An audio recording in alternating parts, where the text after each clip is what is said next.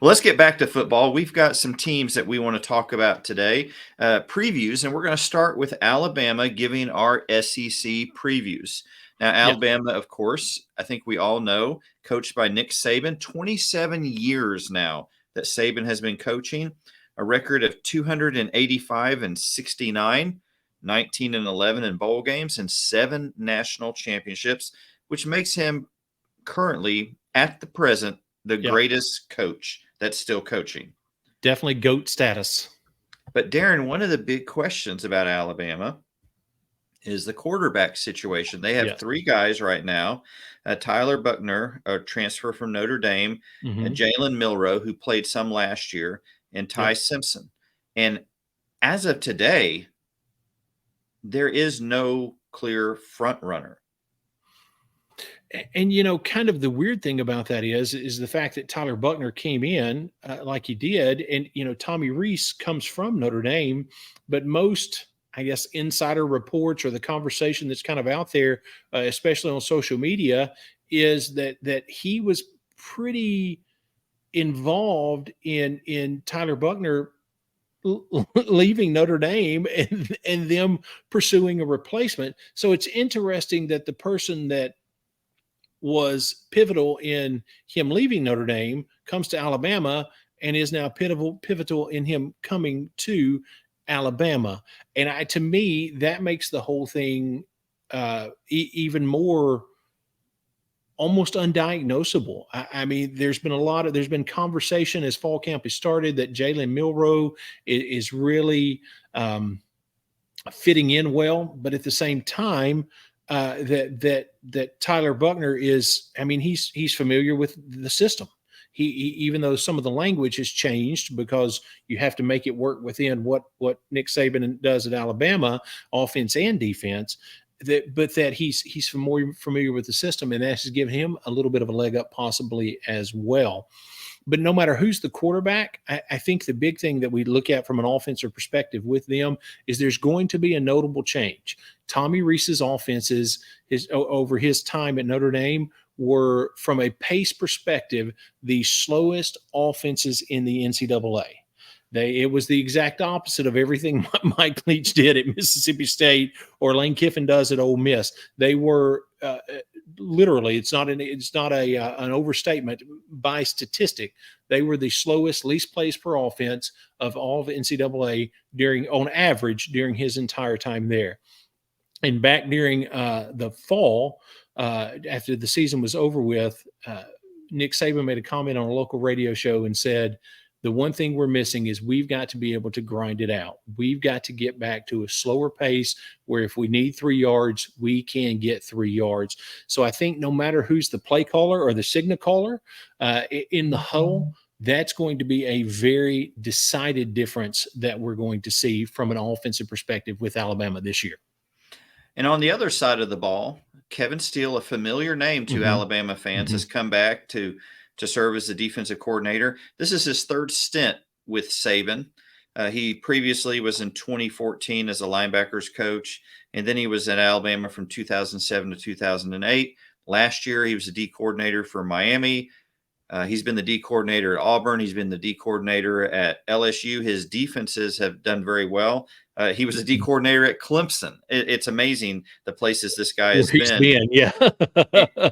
Darren, I was digging more into his history recently, and he actually was on Tom Osborne's staff at Nebraska when they won the national title in 1994. I did he not was a know that. linebackers coach. So there's Wow. some pretty interesting connections. Yep. Of course, Tom Yep. Osborne is an absolute legend. But before that, he played at Tennessee for Johnny Majors. Is that not unreal? Yeah. And then after his playing days, coached under Johnny Majors at Tennessee. So the guy has been around a long, long time.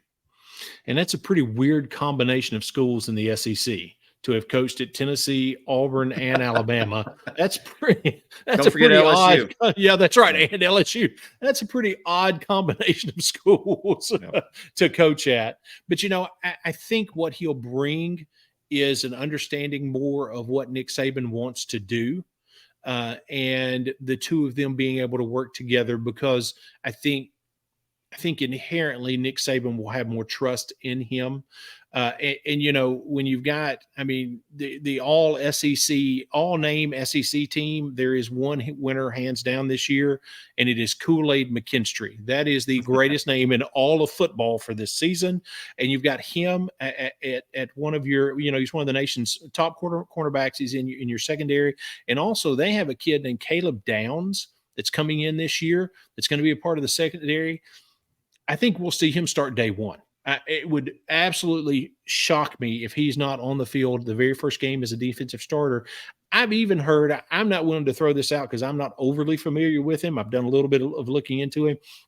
I've heard some people that cover Alabama as daily, it's what they do, say that they would not be surprised if if Caleb Downs is not only an all freshman SEC player, but runs the possibility of making one of the all SEC teams.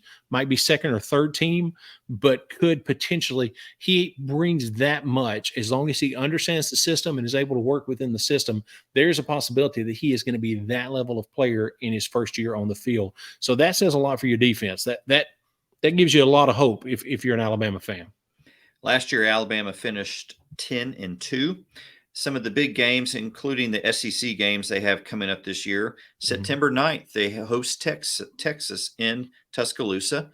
Should be a great game. September 23rd, Ole Miss. The 30th, Mississippi State. October 7th, they go to College Station at A&M, which after the dust up between him and Jimbo, that's always an entertaining watch. That's going to be a good one. Then they got Arkansas, Tennessee, LSU, all at home, by the way. They travel to Lexington to play Kentucky, and they end up finish up with the Iron Bowl on November 25th at Auburn. So when you hear that schedule, Darren, you have a prediction of their record? Well, you know, honestly, I think Auburn is one of the toughest road games they've got just because of what it is. Is Auburn going to be that level? No, but I think that one's a little scary. But when you think about the fact Texas, LSU, Arkansas, all those games are at home. Tennessee, those games made a big difference last year in what their schedule ended up being. It wouldn't surprise me if they end up being a 10-2 because they have so many of those games at home. I don't see a way that they end up less than 10-2 because I don't think that they'll lose two games in the SEC. And that's going to be tough for LSU. And we'll talk about them more in a couple of weeks down the road. But I feel like 10-2 is a very reasonable possibility for them. I just can't see on that schedule 3 losses unless there is like an Auburn or somebody that, you know, a road game where somebody slips up on them. Unless the quarterback position completely falls apart, that changes everything. But as long as that comes together like we've seen in years past, I think 10-2 is a very reasonable expectation for this Alabama team. And you can never count out Nick Saban. He's a great coach. Absolutely. And so I don't see him declining at all. So I'm sure Alabama will be in the mix for a SEC West championship. Yep.